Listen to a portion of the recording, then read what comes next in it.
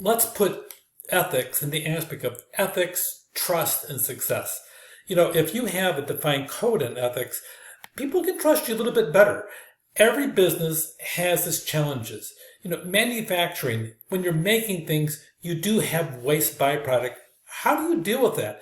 Is it ethical to sit down there and dump it secretly in a 55-gallon barrel by the roadside? I don't think it is. And by the way, the laws don't think it is at all either. You'll see a lot of ethics, especially when you have a large body of people called a community.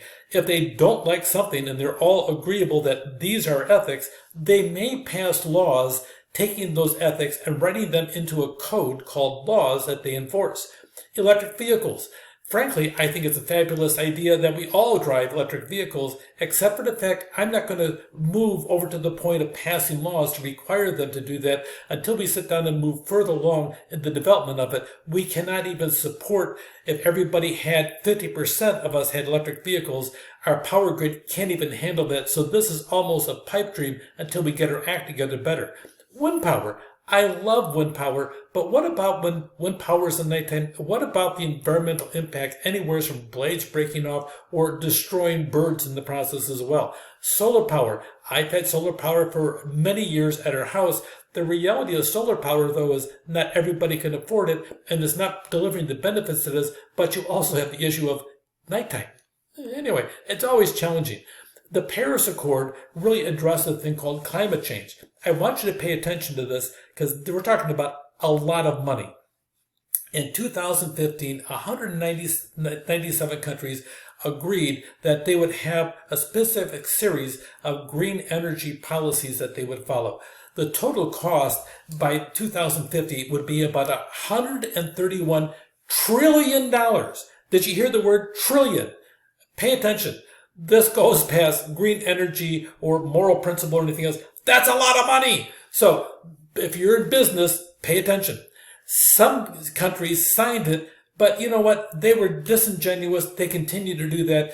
China is building at least 9 more coal plants between now and 2030. And by the way, they're going to spew out a lot of pollution. India also as well. So some countries signed it full well knowing they weren't going to abide by that. But here is a great opportunity to save the world and get rich at the same time. So pay attention to the Paris Accord and different opportunities. That goes along with your ethics and that aspect of it. Ethics needs to be an everyday affair, not a big thing where you blow the trumpets in 2015 and call the Paris Agreement. You have that. It's not a one-time thing. It's an ongoing thing. A lot of organizations, they need to have high ethical standards, and some of them really do. If you have a good, strong ethical climate at work, it's going to sit down and affect everybody, and everybody will have a common purpose and thought that these are the principles that we follow as an organization. And really having the ethics codes and training programs to enforce them, whether you have them as compliance-based or actually you do this or else or interest-based. Reward ethical behavior. Use a multifaceted approach. You know, I had a program that I did one time at a college. What we did is we wanted to catch people doing things that were good. Yeah, I guess I was tired because human resources deals with all this negative behavior. So we decided to deal with positive behavior. We flipped the table, so to speak. So if somebody sat down there and was caught doing something good, somebody would write them up. The supervisor would have the right to approve it because sometimes these are all political tools. Sometimes these positive motivational things can be used wrong too as well. So the supervisor would sign off on it. And if they signed off, we had a major event where we actually rented a restaurant a half hour before they opened. And all you can eat, whatever you wanted, one of those type of restaurants. And so we had that. And then on top of that, if you got a second person doing it, we had a special award for you. So we literally had an entire work group, a group that we call classified staff, which entailed about 140 different people. So had this giant celebration, and it's amazing. 133 people got positive things and 7 didn't. The 7 that didn't had a stronger aspect of it because their work ethic wasn't very good. Nobody thought they did anything good because of the fact that they never got nominated by anybody, but everybody else did over a 2-month period. It was a lot of fun, but it did two things. It rewarded ethical behavior and identified those that don't have a good work ethic. So that's interesting. So think about different aspects of it. The role of honesty in business. Frankly, the consequences of dishonesty is people stop coming back, but there's a lot of people here in the United States as well as planet Earth. But there's consequences for dishonesty, and there's a lot of case studies that highlight the value of honesty. If you have an honest work ethic in the world of business and you sit down and tell somebody, I'm going to do that, and they can trust that you're going to do what you say you're going to do, that goes an awful long ways, and you'll get fans, and sometimes the fans are so strong that your advertising budget doesn't have to be even close to other people's because people have word of mouth and they talk to each other. Keep your word. Keep your promises, keep your commitments. It has an impact on your reputation and your trustworthiness, and there's a lot of real-world examples of integrity in action. Sometimes there's so many people out there that do negative things. We focus on them, and hopefully, in most cases, they're a small minority. We don't focus a lot on the positive behavior about the aspects of keeping your word and what does that mean. When somebody tells you something, can you trust them to keep their word? Trust is based upon keeping your word. If you don't keep your word over a period of time, people will know that and not trust you. Now, for me, in the world of business, I make the assumption that everybody keeps their word, and if I find out they don't, I may ask them about it, but from that point forward, I will always watch them because I'm not certain I could ever trust them because they didn't keep their word. If you want to earn trust, give them your word, do what you say you're going to do. Follow through. The importance of follow through and fulfilling obligations, you have that as well. Make certain you have strategies for consistent follow through. Do what you say you're going to do, and if you can't do it, go back to the people that you sat there and talked with and make certain they have that. Responsiveness. Be responsive when somebody asks you something. Do your best to get back to them. That helps build trust as well. Make certain that you have a good relationship and that you provide customer satisfaction, whether it's an internal customer or an external customer, whether you're a boss or an employee, whichever. Make certain that you're responding to people. And above all, this whole thing of respect is big. One of the biggest tricks that I found in business is people like to hear their name. That's not just in business. It's also being a professor. It's also being a student. People like to hear their name, call people by their name.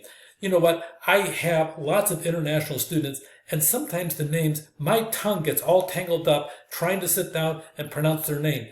But you know what? And I know a lot of them adopt an American name. My preference is doing my very best to try to sit down and call them by name in their native language if I can possibly do that.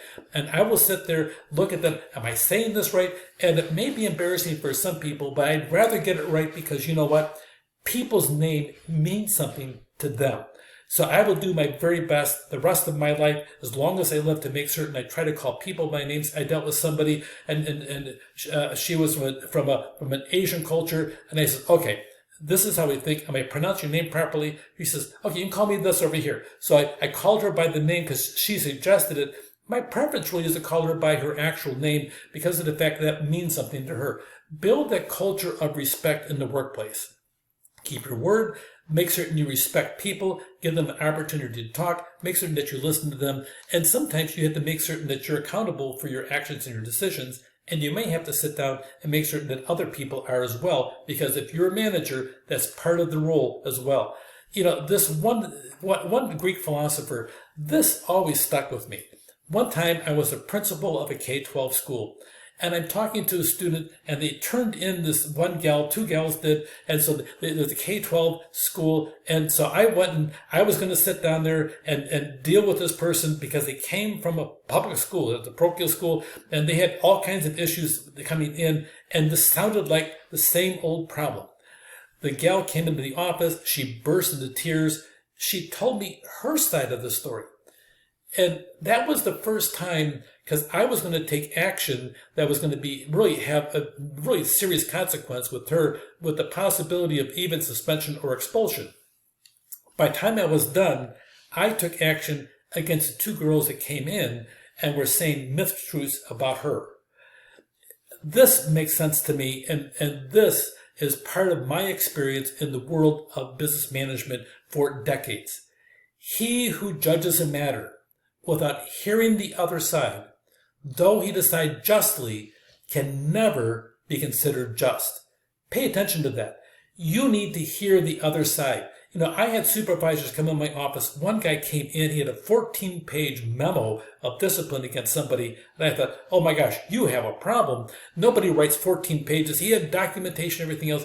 By the time it was all done, the supervisor ended up getting disciplined in the process, but for other reasons on top of that. But the reality is I brought the employee in. He says, I tried to make him happy. He's the boss and everything else, but I got this. And so all of a sudden I'm listening to this and I thought, okay, I have a problem with the supervisor. So I put the supervisor into retraining process. And so, but that whole aspect of hearing people, there's been multiple times, not a lot, but multiple times where I've had to sit down and pay attention to the aspect of discipline. When I hear somebody else, then I may look at the supervisor and say, tell me about this. I don't understand. And you sit down, but listening to somebody, even if they're guilty, let them talk and say their side of the story and then make a decision, because that's the only way they will ever perceive that you have treated them justly. That's called listening for fairness. It's a big deal. Honesty is the basis of trust. Listen, it's a serious duty. Keep your word. It's all you really own in life. Treat others with dignity, respect, and own it when you do. Take care.